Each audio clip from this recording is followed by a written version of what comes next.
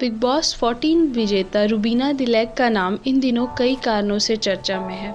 वे social media पर भी काफ़ी एक्टिव रहती है।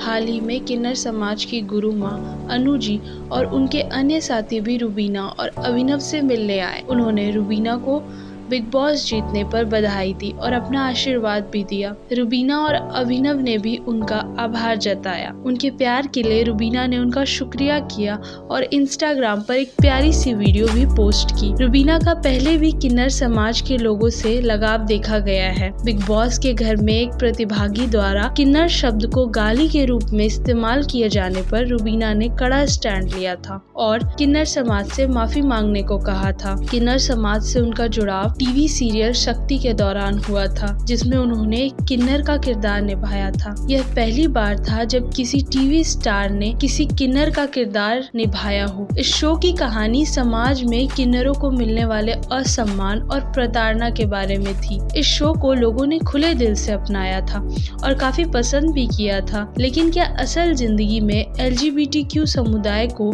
सामाजिक और व्यवहारिक तौर पर लोगों ने अपनाया है? भले ही सरकार ने धारा 377 में संशोधन करते हुए समलैंगिकों के संबंध बनाने को अपराध की श्रेणी से बाहर कर दिया, लेकिन क्या LGBTQ समुदाय के लिए इतना काफी है? LGBT समुदाय के कितने लोगों को हम जानते हैं जिनका नाम हमें शायद याद हो? शायद देश की पहली ट्रांसजेंडर अभिनेत्री Lakshmi Narayan Tripathi, international beauty queen नाज जोशी को, और ऐसे ही लोगों को जो हालात और समाज से लड़कर आगे बढ़े। लेकिन उन किन्नरों का क्या जो ट्रेन और बसों में भीख मांगने को मजबूर हैं, जिनके लिए कोई सुविधा नहीं है? समाज का एक तबका उन्हें गाली भी देता है, उन्हें उनके पैदा होने पर प्रताड़ित किया जाता है।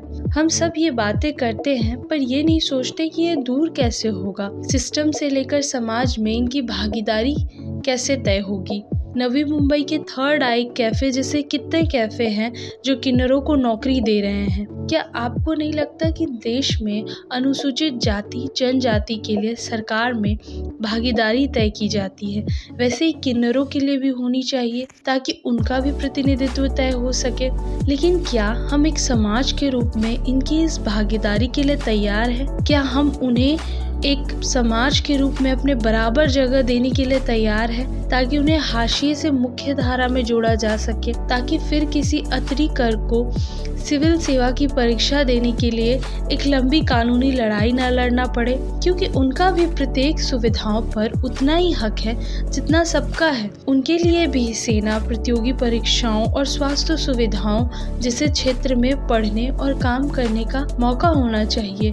समलैंगिकता को स्वीकार करना और समाज की मुख्य धारा से जोड़ने के लिए तैयार होना दो अलग चीजें हैं।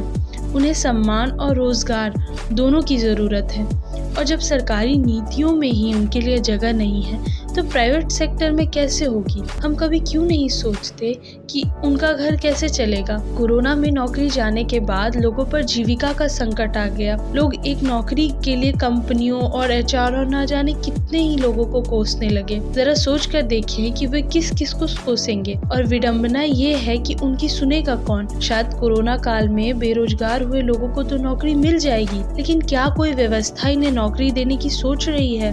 क्या ऐसे ही सवाल आपके मन में है तो हमें कमेंट करें। हम उन मुद्दों पर भी बात करेंगे। ऐसे ही खबरों से जुड़े रहने के लिए देखते रहिए टाइम 8 कैपिटल। शुक्रिया।